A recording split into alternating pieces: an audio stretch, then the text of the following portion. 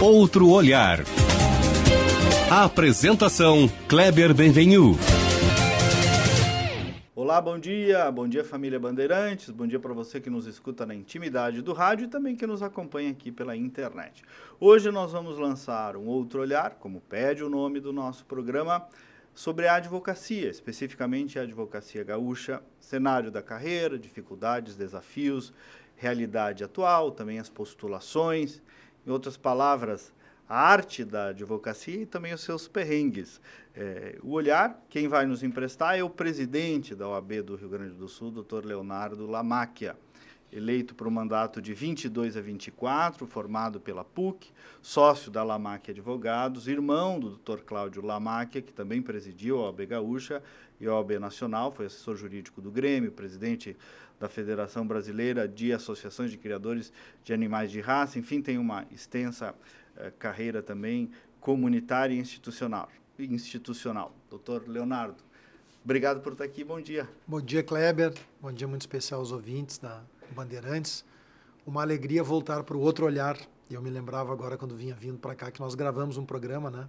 Logo depois da minha eleição. Isso aí. Um momento muito marcante. Com o Dr. Breyer, né? Fizemos uma... Isso, fizemos nós três, né? Por verdade, vídeo, naquela oportunidade. Eu acho nada melhor do que estar aqui frente melhor, a frente. Né? Nada melhor. Por isso que eu até resolvi a gente conversar de novo, porque fica mais solto. Muito obrigado pelo convite. Imagina. Uma alegria estar aqui, poder dividir um pouco com o teu público, com os ouvintes da Rádio Bandeirantes, um pouquinho da advocacia, do que nós estamos vendo, né, desse momento que nós estamos vendo no país, e também, de alguma forma, fazer um balanço, porque eu me lembro muito do que eu falei que eu pretendia fazer naquele programa que gravamos e do que nós já fizemos nesse 2022. E faço até como colega, né? Embora ainda tenha a minha OAB ali, não atuo mais na área, mas tenho um apego por aquela formação. Talvez eu vá suspender agora, doutor. Estou pensando porque... Não sei se nós vamos deferir.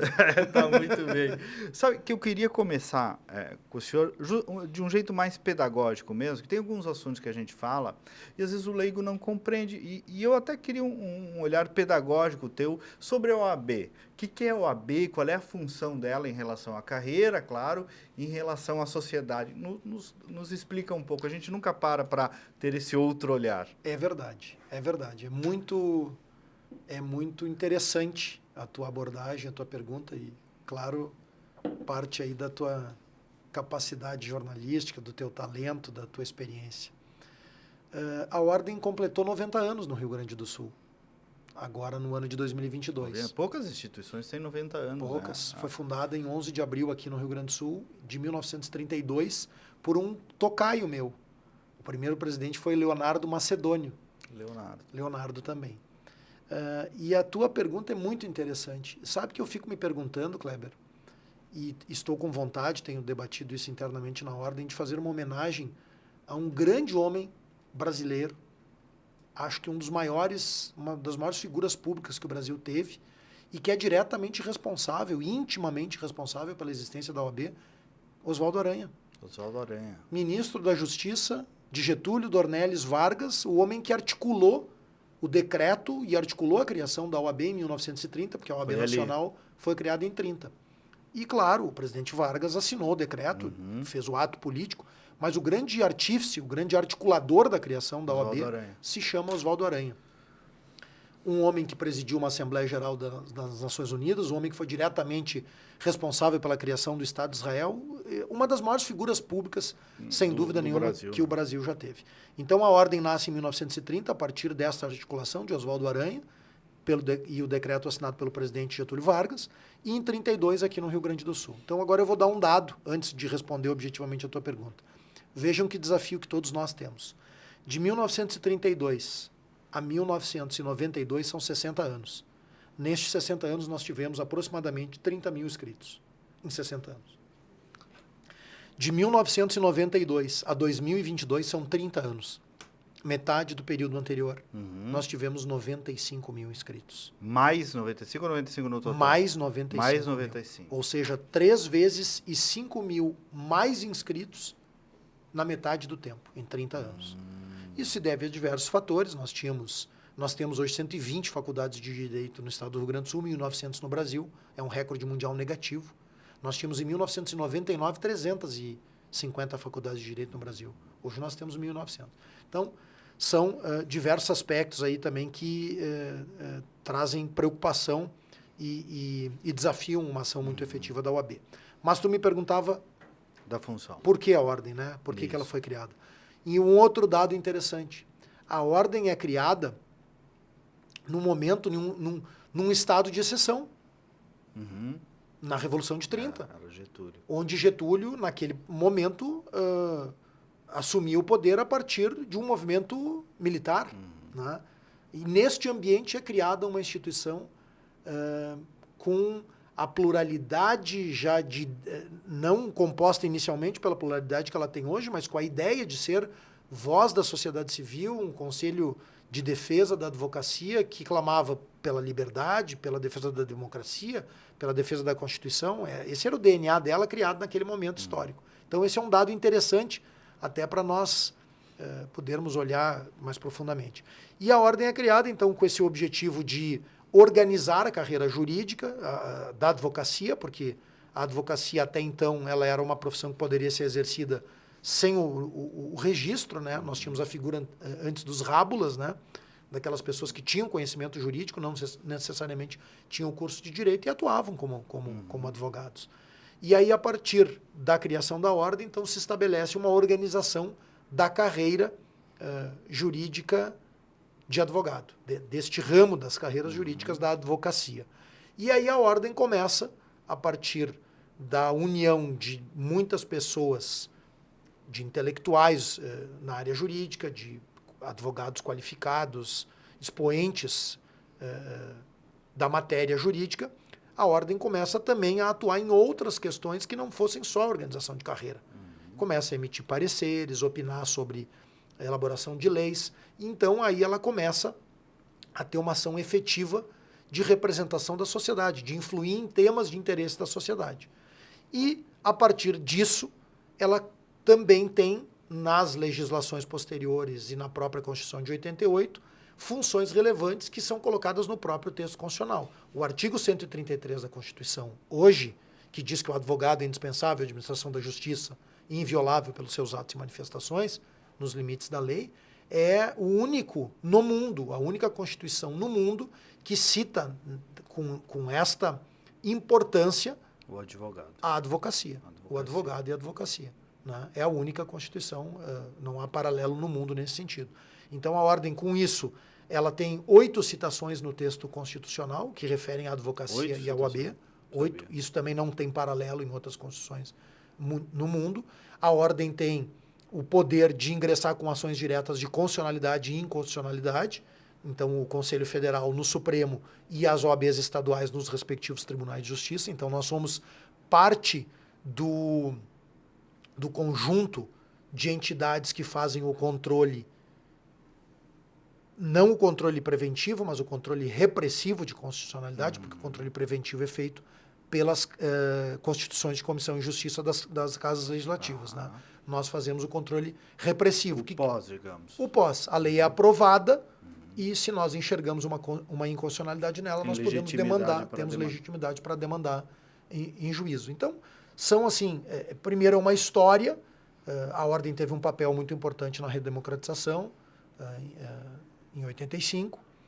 Então, a ordem tem diversas ações que não são só voltadas... E a opinião da ordem foi ganhando força durante esse período todo, né? Muita força. Exatamente por ela enfrentar momentos difíceis, se posicionar de forma técnica, né, de forma firme, e foi ganhando e no credibilidade. Fundo, garantir as prerrogativas do advogado é garantir, em outras palavras, as prerrogativas do cidadão que está ali sendo assistido por um... Isso que é muito importante para quem está nos ouvindo, né, que saiba, às vezes ainda há uma visão de os advogados eles são privilegiados porque tem isso na lei. Quando o 133 da Constituição diz que nós somos invioláveis pelos nossos atos e manifestações, isso nada mais é do que uma defesa da liberdade, do que uma defesa do cidadão dos direitos, que será representado por um advogado em juízo. Eu preciso ser inviolável pelo meu ato e manifestação para que eu possa exercer livremente a tua defesa em juízo, dizer ao juiz com liberdade que uma autoridade policial, uma autoridade pública está errando numa acusação, está violando a lei ao produzir uma determinada prova porque ilegal. ali, quer dizer, é o cidadão perante o Estado, né? No fundo, digo assim, a democracia existe para esse momento, primeiro, né?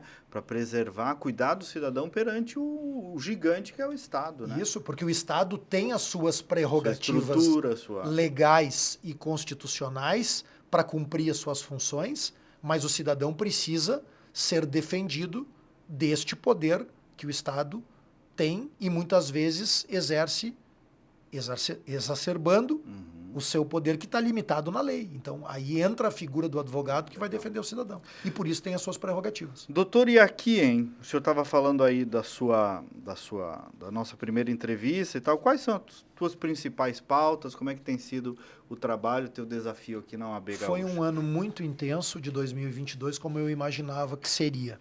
Eu te disse naquele programa que nós gravamos que a Advocacia Gaúcha enfrentava a maior crise da sua história e eu tinha colhido isso ao longo da campanha. No meio da pandemia. E confirmei isso no exercício da presidência da Ordem.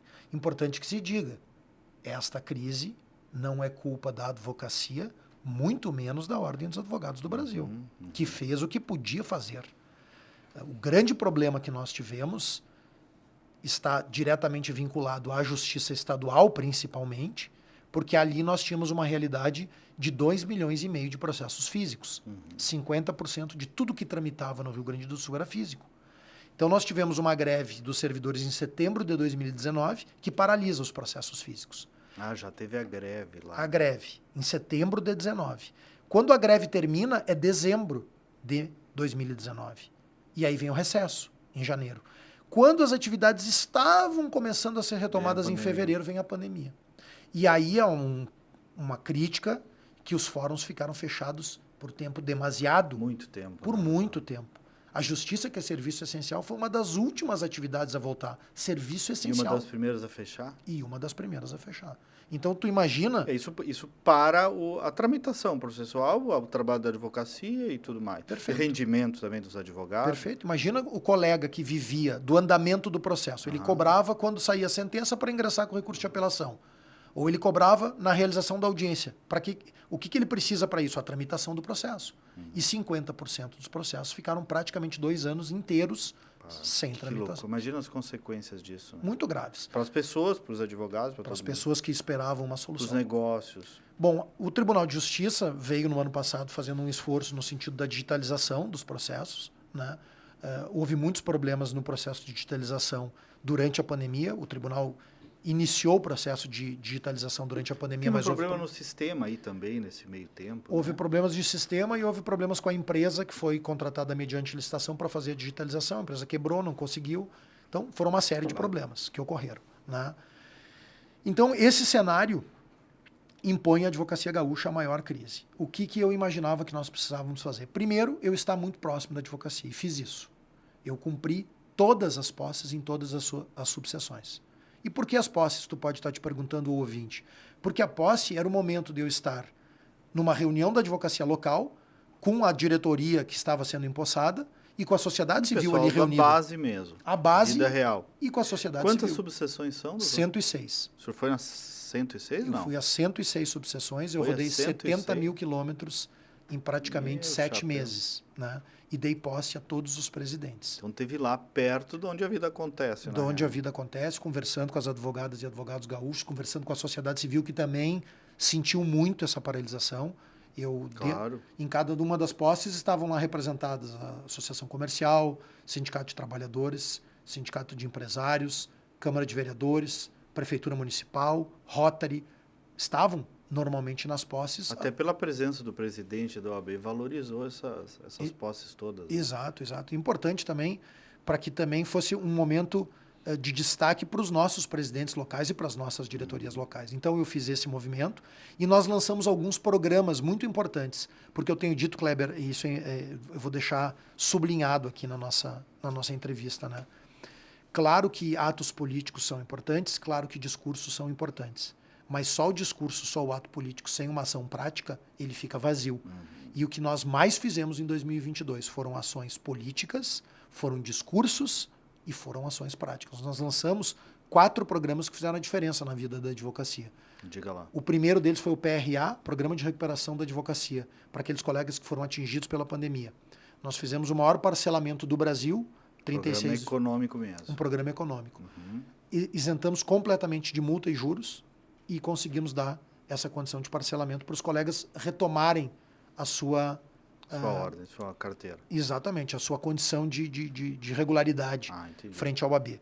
Depois nós lançamos o POS, Programa de Otimização das Subseções. Um programa que foi uma visão nossa para a subseção, porque o que acontece? A subseção também sofreu com essa paralisação. A subseção tem receitas que são nossas, que nós repassamos recursos, mas elas também viviam de prestação de serviços. Serviço ali no... Cópias, correspondentes, e tudo isso parou. Então as subseções estão vivendo um momento de dificuldade. Esse programa ele tem vários itens que nós estamos entregando ferramentas para ampliar receitas da subseção e estamos entregando ferramentas para reduzir as despesas. E um destes itens de redução de despesa, eu acho que vale a pena destacar, porque ele é um item também revolucionário no Brasil. Nós estamos concluindo a implantação de um programa de energia fotovoltaica. São 16 usinas geradoras, telhados de sedes das nossas subseções espalhadas pelo Estado. Nós estamos concluindo a instalação das placas fotovoltaicas e a partir de abril nós estaremos gerando energia para todo o sistema OAB. Energia limpa e com isso zerando totalmente o custo de energia de todas as nossas subseções e da sede de Porto Alegre também. Esse foi o segundo programa que nós lançamos. Depois nós lançamos o programa, o PRA foi o primeiro, o POS foi o segundo, o terceiro foi o POD, Programa Orientado para o Desenvolvimento das Estruturas. O que eu verificava? Quando meu irmão assumiu, Cláudio Lamac assume em 2007 a OAB, ele lança o programa Nenhuma Subseção Sem Sede, porque nós tínhamos a noção da importância de construções de sede no interior. Sede é a nossa casa, sede é força institucional. Tem um simbolismo, claro. Tem um simbolismo. E eu tenho dito nas minhas falas... O Ministério Público também migrou para sedes próprias, defensorias também estão seguindo esse caminho. Embora tenha um custo envolvido nisso tudo, mas enfim... Perfeito. Da advocacia não é um custo público, pelo menos. Perfeito. E eu digo isso nas minhas falas o seguinte, quando eu vou muitas vezes para o interior, eu digo, está lá o Ministério Público, está lá o foro, está lá a sede da OAB. E isso, de alguma forma, é tornar efetivo o artigo 133 da Constituição, que o advogado é indispensável à administração da justiça. A nossa sede materializa naquela comunidade um pouco desta força do artigo 133.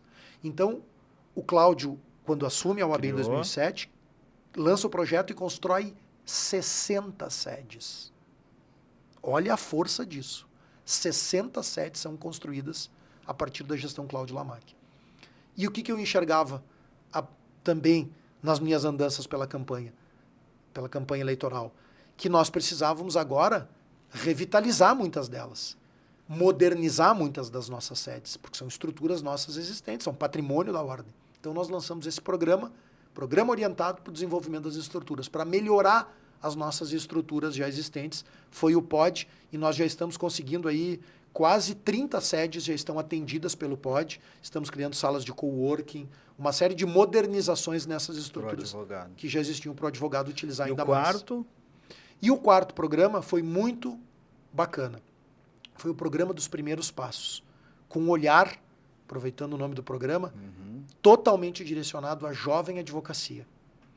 Eu tenho usado a expressão que foi do nosso diretor-geral da ESA, o Rolf Madaleno, que no dia do lançamento, junto com a Bruna Razeira, presidente da comissão... Casquense. De Casca.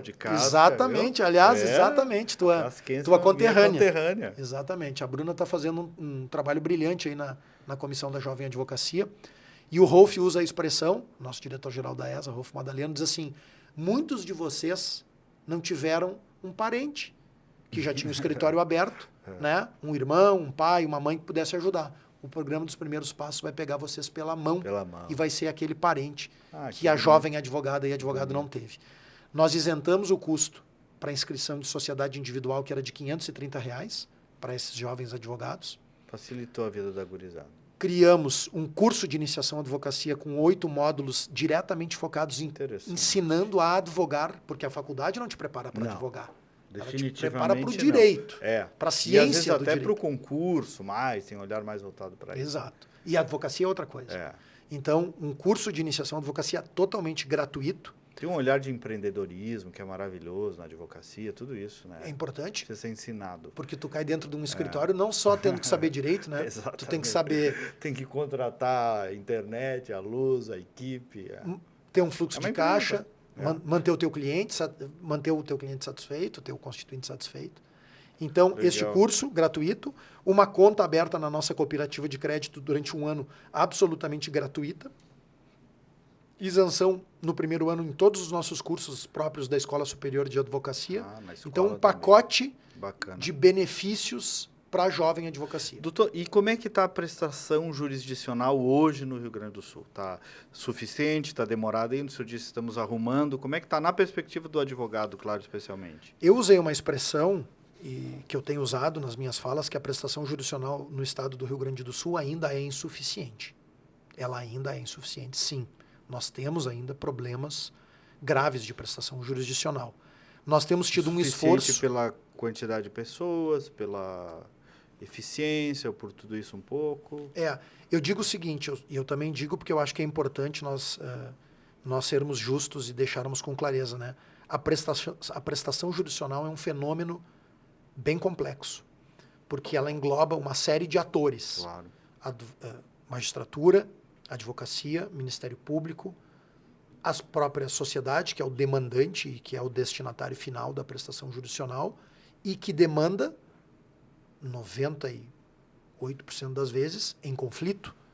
Então nós temos duas partes, nós temos duas expectativas de direito, nós temos conflitos, nós temos um ambiente... E a própria legislação guia o tipo de prestação jurisdicional, né? Uma legislação mais burocrática, menos e tal. Exatamente. Então, e a sociedade num momento de profunda transformação. Uhum. Então são muitos ingredientes complexos em torno desta atividade chamada... Dessa entrega chamada, desse serviço público chamado prestação jurisdicional. Várias são as causas da insuficiência da prestação jurisdicional. Faltam juízes e... É importante eu fazer o relato. A atual administração do tribunal conseguiu avançar significativamente na entrega de magistrados, na diminuição desse déficit. Foram 93 juízes colocados em atividade. E aí, a partir de um trabalho da OAB com a Corregedoria Geral de Justiça, nós conseguimos reduzir o período do curso desses magistrados de 4 para 2 meses. Essa foi uma ação de uma reunião que eu tenho tido mensalmente com o Corregedor Geral de Justiça, o desembargador Giovanni Conte. Então, esses juízes foram colocados, na verdade, 2 meses antes do período que estava previsto, já na prestação jurisdicional. Deu uma melhora muito significativa. Muitas comarcas estavam há muito tempo sem juiz titular. Foram disponibilizados praticamente 600 servidores também, e o tribunal está num processo também de criação de unidades de atendimento remoto, que atuam a partir de Porto Alegre, auxiliando comarcas que têm maiores problemas. Então, estão havendo, sim, avanços bem importantes de melhoria da prestação jurisdicional, mas nós ainda precisamos avançar muito, porque a advocacia ainda sente muito amorosidade, muita dificuldade, às vezes, de acesso, de atendimento, e isso se caracteriza como problema de prestação jurisdicional e, às vezes, se caracteriza também como violação de prerrogativa. Qual é o estágio da digitalização dos processos hoje no Rio Grande do Sul? Quase concluído. Quase concluído. Isso avançou bem, então. Avançou bastante em 2022. Consulta ali todas as peças pelo online. Praticamente todos. Agora nós estamos tendo um segundo problema. Com o processo de digitalização quase concluído, nós estamos tendo muitos problemas de instabilidade no EPROC. Que é o sistema. Que é o sistema que a Justiça Estadual adotou a partir de uma audiência pública que a OAB fez em 2017. Havia uma resistência da Justiça Estadual de adoção do EPROC, que já é utilizado há muitos anos na Justiça Federal, foi elaborado pelo TRF da 4ª Região e é o melhor o melhor sistema de processo eletrônico do Brasil. Tá? Agora, claro, nós estamos tendo muitos problemas. Casar os sistemas, migração. O ambiente da Justiça Estadual é muito maior do que o da Federal. São um número de processos maior e uma gama de especialidades, porque a Justiça Estadual é o grande varejo, né? Certo. Onde a pessoa busca, né? A maioria da competência está dentro da justiça ali. estadual. A federal e a trabalhista têm competências específicas. Especiais. Então, nós estamos trabalhando fortemente nisso também. Temos tido reuniões mensais com o tribunal para tentar implementar melhorias no EPROC, mas, sobretudo no final do ano passado, novembro e início de dezembro, nós tivemos muitos problemas no EPROC. O doutor, eu comecei até falando, né, a arte da advocacia e os perrengues, né? Tem até um Instagram que é o Perrengue Chique, né? Que fala dos perrengues das diferentes áreas, às vezes nem tão chiques assim. E volta e meia tem coisas lá da advocacia e de certos abusos de autoridade, né? Onde o profissional do direito, o advogado, às vezes é tratado como uma espécie de profissional de segunda linha no ambiente de audiência e tal, uma espécie de desmerecimento do advogado e da advocacia. Isso é rotineiro, é exceção, está melhorando, é algo que importuna vocês trabalham nisso, acontece muito, tem melhorado? Muito. Essa é uma das principais pautas que nós temos trabalhado na nossa gestão e nas últimas gestões. Nós tivemos aqui também de forma pioneira no Rio Grande do Sul, o presidente Marcelo Bertolucci, quando era presidente, lançou a Caravana das Prerrogativas, que rodou por todo o estado. Para criar consciência. Para criar consciência. Cláudio Lamáquia, quando presidiu a OAB Nacional, fez a Caravana Nacional das Prerrogativas, foi na gestão dele. E também foi na gestão Cláudio Lamáquia no Conselho Federal que foi estabelecida uma ferramenta, foi criado o Cadastro Nacional de Violadores de Prerrogativas. Não sabia disso. Exato. Então nós temos esse cadastro. Cada agente público que sofre um desagravo público, ou seja, quando uma prerrogativa é violada, quando há uma violação de prerrogativa grave, é possível, pela nossa legislação, que seja requerido um desagravo público, que é analisado e aprovado pelo Conselho. Aprovado este desagravo, o nome deste agente violador de prerrogativa pode ir para o cadastro. Traduz para o leigo o que é prerrogativa. Eu vou dar um exemplo para que eu acho que vai ficar bem claro para o ouvinte que está nos acompanhando. Nós tivemos, por exemplo, na minha gestão agora, em 2022, uma juíza de Canoas proibiu o advogado de acompanhar o seu constituinte numa audiência.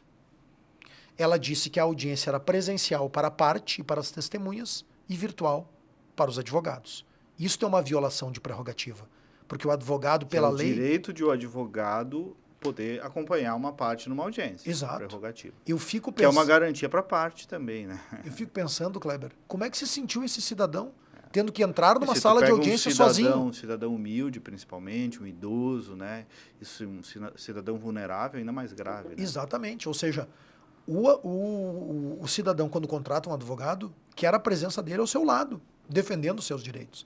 Então, quando chegou ao nosso conhecimento, esta decisão judicial foi um despacho dela, proibindo, nós entramos em contato com a corregedoria, informamos que isso era uma violação de prerrogativa, a magistrada disse que manteria sua posição depois de um contato da corregedoria. Dobrou a aposta. Dobrou a aposta. Bom, tendo havido a dobra da aposta, eu de ofício determinei o desagravo público e nós fizemos um ato no dia seguinte a este despacho, na frente da porta do Foro de Canoas, com mais de 200 colegas, onde nós lemos um texto desagravando esta colega que sofreu o agravo e denunciando à sociedade gaúcha que isso se tratava de uma violação de prerrogativa não só da advocacia, mas uma violação à lei e ao direito do cidadão de ter seu advogado. Antes do senhor continuar, vamos ficar mais uns minutinhos aqui, eu só quero me despedir dos ouvintes da Rádio Bandeirantes e convidar para que acompanhem na íntegra o nosso programa, que ainda vai continuar um pouco mais nas redes sociais. Então, bom final de semana, até a próxima edição para você, ouvinte da Bandeirantes. Doutor, esse é um bom exemplo que resume bem, né? Mas tem outros, né? Um pouco de falta de urbanidade, às vezes, nas audiências. Um pouco exercício da advocacia lá, idos de 2000, eu também fui juiz de pequenas causas, juiz leigo, hoje chama na Restinga. Volta e meia se percebe isso, né? Sim. Não, nós temos tido muitos casos de violação de prerrogativa em que pese a ordem tenha atuado firmemente, esteja atuando muito firmemente. Nós temos uma comissão estadual, a CEDAP, Comissão de Defesa de Prerrogativas, Defesa e Assistência de Prerrogativas, que é muito atuante. Nós temos muitos desagravos já realizados. Eu devo realizar agora, ao longo de 2023, 15 desagravos públicos. 15. Ou seja, Então está em cima desse assunto. e 15 graves violações de prerrogativas, né? Então nós estamos muito atuantes nisso e estamos utilizando o cadastro nacional. O que significa o cadastro? Feito o desagravo, o nome deste agente que violou a prerrogativa vai para o cadastro nacional. E pode ser agente policial, agente de qualquer área. Pode ser magistrado, agente policial, promotor, Ministério Público, um agente fiscal, seja a autoridade pública que violar. Bom, aí as pessoas podem estar se perguntando, que estão nos acompanhando, e o que é feito com esse cadastro? É tornado público o nome dessa pessoa? Isso é uma lista? Não. Isso não é uma lista pública. Isso é uma lista dentro da ordem. Quando este agente público se aposentar, se ele quiser vir para a advocacia, quando ele fizer o pedido de requerimento de inscrição nos quadros da ordem, será aberto um processo de avaliação da idoneidade moral dele. Vocês abriram um mecanismo interno para tentar coibir esse... Exatamente. É uma ferramenta bem importante. Porque aquilo que está... Como é que diz a Constituição? O advogado é... inviolável pelos seus atos e manifestações. E é essencial como é aquela parte? É indispensável a administração da justiça. Indispensável a administração da justiça. Ou seja, tem toda a importância que precisa estar garantido ali no exercício da sua função. Né? Exato. Doutor, vamos falar um pouquinho do posicionamento da OAB Gaúcha, especificamente em temas importantes. Mais recentemente, uma declaração sua que deu bastante repercussão em defesa das instituições, da democracia, e também o senhor fez ali uma crítica compartilhada, que eu elogiei, inclusive, nos meus espaços, falando também do cuidado contra o atentado às liberdades individuais, a liberdade de expressão. Eu queria lhe ouvir sobre isso, assim, a sua decisão de ter feito aquela manifestação, de ter conseguido encontrar aí um ponto de equilíbrio que está tão difícil de se achar. Como é que foi essa decisão? Como é que a OAB se manifesta nesses casos? Perfeito.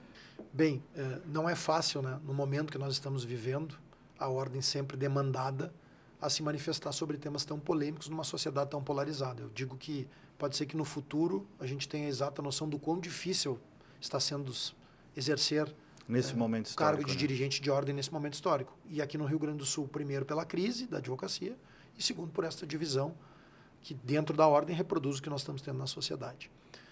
Mas eu aprendi com meu irmão, quando ele foi presidente 2 vezes aqui no Rio Grande do Sul, vice-presidente nacional e único gaúcho a presidir a OAB Nacional, que nós não erramos quando nós nos pautamos nas nossas manifestações pela Constituição, pela defesa da Constituição.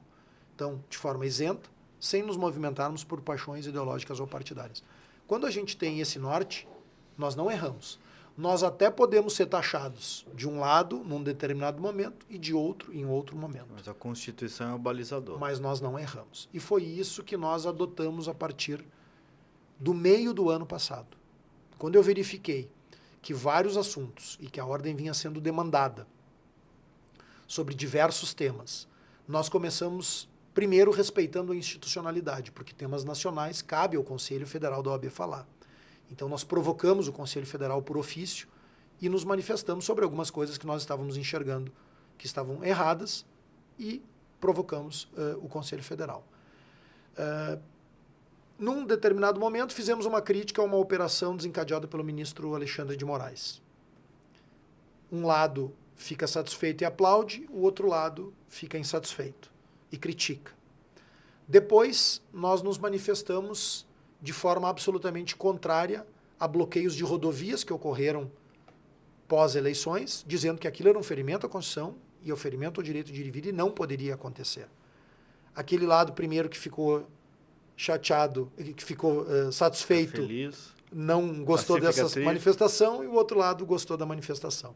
Depois criticamos duramente outra ação do ministro Alexandre de Moraes, que na nossa avaliação violava a liberdade de imprensa e de expressão.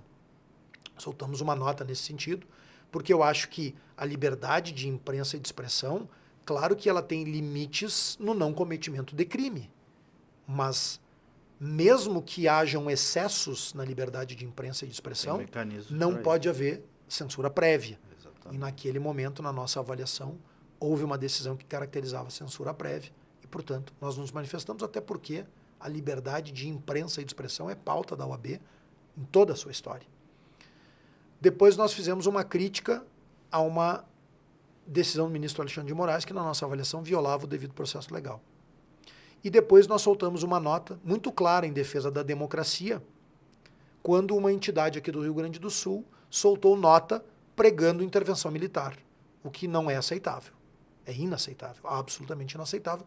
Por isso que nós soltamos uma nota deixando claro que o único caminho para uma nação ter desenvolvimento, paz e prosperidade é o caminho da democracia. Então, Kleber, as nossas manifestações foram absolutamente calibradas, isentas e tendo como norte Em Chico e em Francisco. a defesa da Constituição. Aí ocorrem os atos do dia 8, em Brasília. Então nós já tínhamos absoluto equilíbrio nas nossas manifestações, sem em nenhum momento sermos omissos nos momentos graves que achávamos que a ordem tinha que falar. Porque é isso, às vezes muitas instituições, para não entrarem ou tentarem encontrar esse equilíbrio, ficam isentas, né? E aí também ficam irrelevantes, portanto, né? Exatamente. Vocês tiveram a coragem de se posicionar. Tivemos, a Ordem Gaúcha manteve a sua tradição de se posicionar, sempre de forma isenta, mas de se posicionar. Aí vem os atos do dia 8. Absolutamente inaceitáveis, criminosos, ataque aos três poderes e ataque à democracia. E nós subscrevemos uma nota, foi combinada que seria feita uma nota nacional para ter mais força. Então nós fizemos uma nota das 27 OABs estaduais e mais do Conselho Federal, repudiando de forma veemente aqueles atos. Bem, 10 dias depois, ou 8 dias depois, é convocado um ato no Tribunal de Justiça do Estado do Rio Grande do Sul em defesa da democracia e do Estado Democrático de Direito. E a ordem foi convidada a participar deste ato. Eu tomei a decisão, refletindo naqueles dias anteriores, que a posição da ordem deveria ser, de alguma maneira, uma retrospectiva de tudo o que eu e que a OAB enxergava de errado no último ano. E aí eu consegui, imagino que tenha conseguido, espero que tenha conseguido, mas agradeço inclusive a tua manifestação, dentre outras que enxergaram desta forma, que eu consegui, em 12 itens, demonstrar todos os equívocos institucionais que nós estamos vivendo hoje. Independente de onde viesse, de que lado político viesse, etc. E usei essa expressão.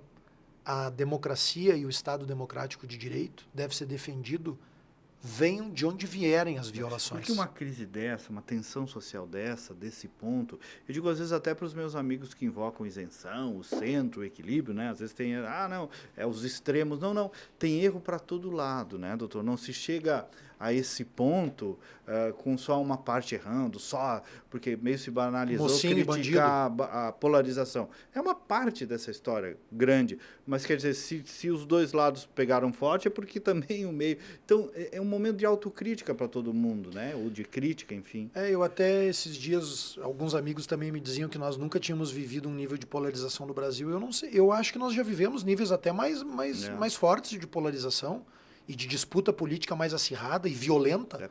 A polarização, eu digo até, a rigor ela é da política, né? A polarização ela é da política. O problema é o modo que ela se dá e isso se torna... É o modo, é a forma. Né? Mas então, aquele dia no tribunal, a OAB foi a única de praticamente 30 entidades que tocou em todos os pontos. Repudiou de forma veemente os atos do dia 8 e pediu punição na forma da lei.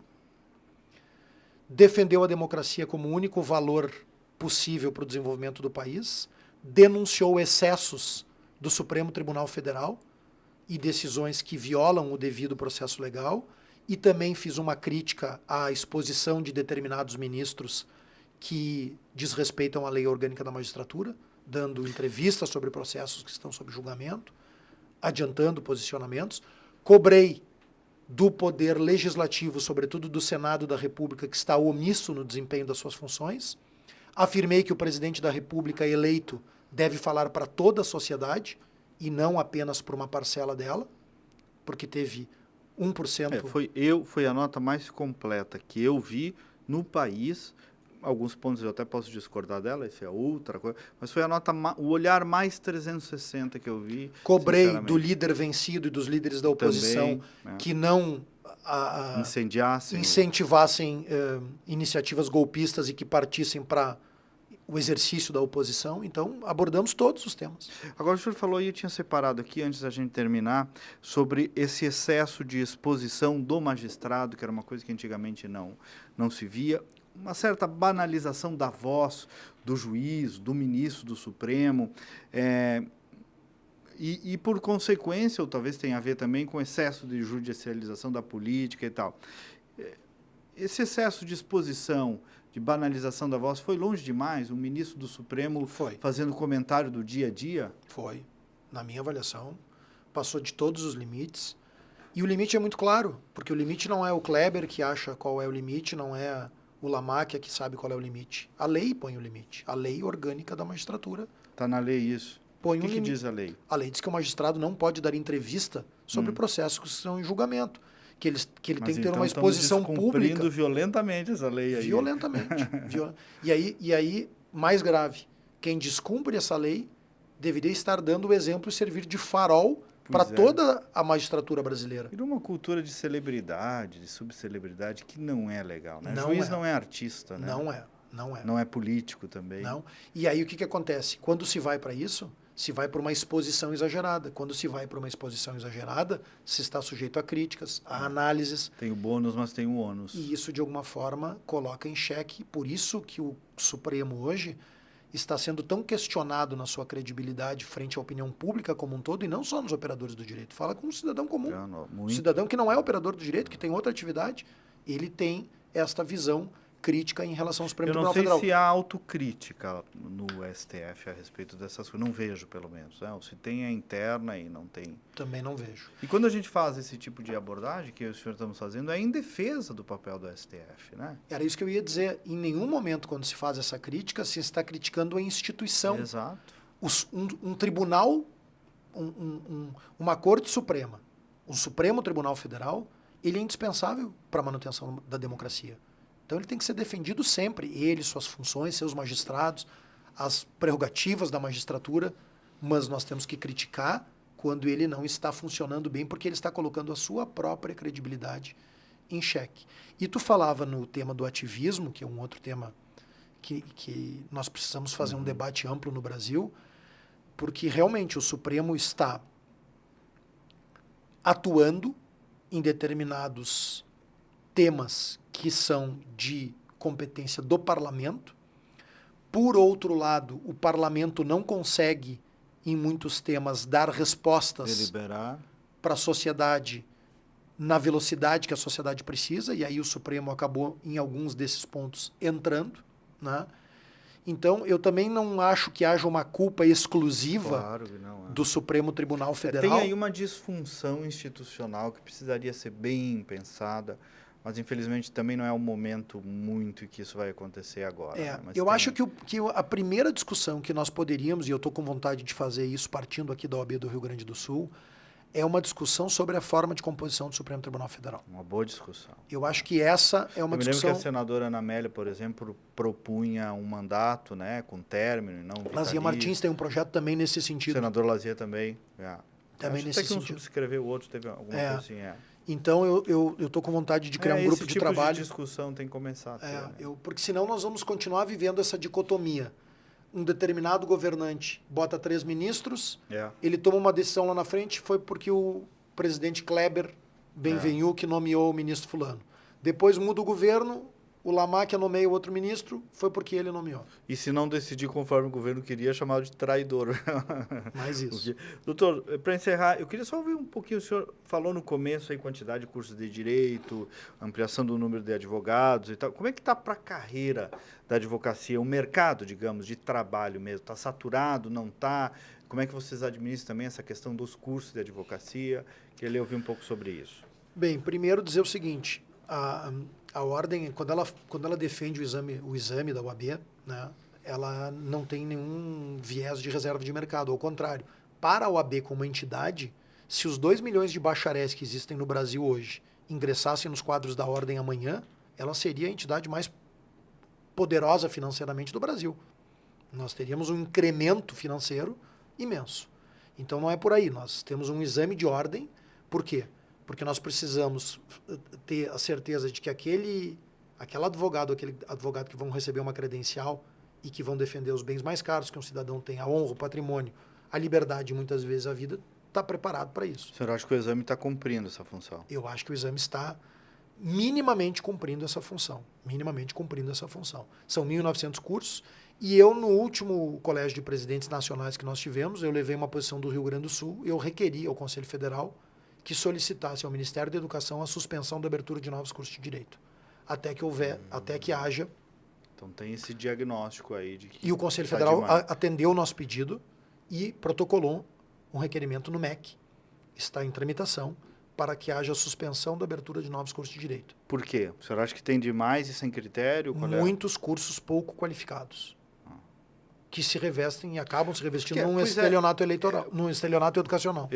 Pois é, porque se de algum modo tem por trás uma instituição de ensino, me coloco também na situação do guri ou da guria que recebe diploma de curso superior. 5 anos a instituição de ensino está dizendo, vai, está aprovado, vai para frente.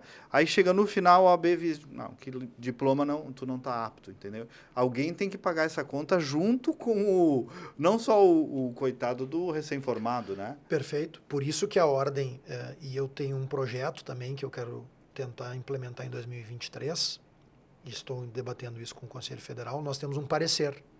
Cada abertura de curso de direito, o Conselho Federal emite um parecer. Uhum. Eu penso que os pareceres negativos deveriam ser publicizados. Pois é. Para que aquele jovem que escolhe uma faculdade, ele saiba, bom, já não fica um troço nebuloso, a OAB opinou contrariamente à abertura deste curso. Vai ser por minha conta e risco. Por minha conta e risco, eu estou me matriculando aqui. Doutor Leonardo, vem cá, e para terminar mesmo, né? Como é que claro que teve outros presidentes, mas pela primeira vez na história, receber também um legado do seu irmão Cláudio, que tem tanta história na OAB local e nacional. Como é que é essa experiência de suceder um irmão? Para mim, o maior líder da advocacia brasileira, meu irmão de sangue, Cláudio Lamáquia, e isso me impõe duas coisas. Primeiro, uma muito vantajosa, que é ter um grande conselheiro, uma pessoa com quem eu posso trocar ideias, que me ajuda muito. Ele é teu conselheiro. Sem dúvida nenhuma. Me ajuda muito. Além de irmão, é conselheiro. Me ajuda muito na tomada de decisões. E por outro lado, um grande peso, né? Uma grande responsabilidade de... Tem um paradigma comparativo, não tem como, né? Exatamente. Então, uma grande responsabilidade de levar... Nós temos uma tradição da nossa família de muitos anos, nós somos a 5ª geração da família no direito. O escritório de vocês tem mais de 100 anos, Mais de 100 anos, mais de 100 anos. Incrível. Então, o nosso avô também teve participação na ordem, então nós temos, assim, uma atividade de muita tradição no direito e na OAB. Então, tem aí também uma responsabilidade imensa, mas eu tenho me esforçado diariamente para representar da melhor forma todas as advogadas e advogados que confiaram o seu voto a mim e todas as advogadas e advogados gaúchos, independentemente daqueles que votaram ou não, represento a todos. Eu tive a maior votação da história da OAB. Foi? Foi, em números absolutos, foi a maior participação num pleito eleitoral e, portanto, em números absolutos, a maior votação da história, né? Não percentual, mas em números absolutos foi a maior. A maior percentual foi o Cláudio que teve na reeleição dele aqui no estado, foi a maior votação percentual, eu acho que 82% ou 85% dos votos, com 3 ou 4 chapas disputando aquela eleição. Então, é uma responsabilidade imensa, mas é um orgulho imenso, né? A responsabilidade é do mesmo tamanho. Eu digo que é o maior orgulho que um advogado pode ter, é presidir uma entidade com a força da ordem e representar uma advocacia tão qualificada e tão combativa e respeitada como é a advocacia gaúcha. Doutor Leonardo Lamáquia, presidente da OAB do Rio Grande do Sul, acho que nós conseguimos ser pedagógicos também, que é um desafio que eu sempre procuro trazer para esse outro olhar, que é traduzir um pouco as pautas que no dia a dia, nessa turbilhão das informações, às vezes passam sem uma compreensão, que a gente tenta dar uma parada no sábado de manhã para olhar melhor. E o senhor tem boa didática também, deu para compreender. Então, espero que eu não tenha... Falo muito, espero que eu não tenha falado demais e que tenha sido prazeroso para ti e para os nossos ouvintes. Legal, e para os advogados também, que nos acompanham em grande quantidade. Obrigado. Então, dizem que dá Feliz Ano Novo depois do Carnaval aqui no Rio Grande do Sul. Feliz Ano Novo. Então. Mas o ano já começou faz tempo. Para nós, né? Que seja um ano de muito trabalho, de muita saúde, sobretudo de muitas realizações E eu reforço aqui o meu compromisso com as advogadas e advogados gaúchos, que eu vou continuar trabalhando. Eu digo que algumas palavras estão muito na moda, né? O incansavelmente é uma palavra que me incomoda porque está meio na moda. E aí todo mundo fala que é incansável. Mas não vai descansar. Não vou descansar e eu acho que também é importante mostrar na prática, né? Tem que ser incansável na prática. É isso. Então eu serei incansável na prática estando ao lado da advocacia gaúcha. Como é que diz lá no Evangelho? Fé sem obras é morta, né? Precisa da fé, mas precisa de obras. Precisa, exatamente. Bom final de semana. Obrigado, muito prazer ter estado aqui contigo de novo, Kleber. Muito obrigado. Obrigado. E nós voltamos no próximo sábado com mais uma edição. Até lá, bom dia, bom final de semana.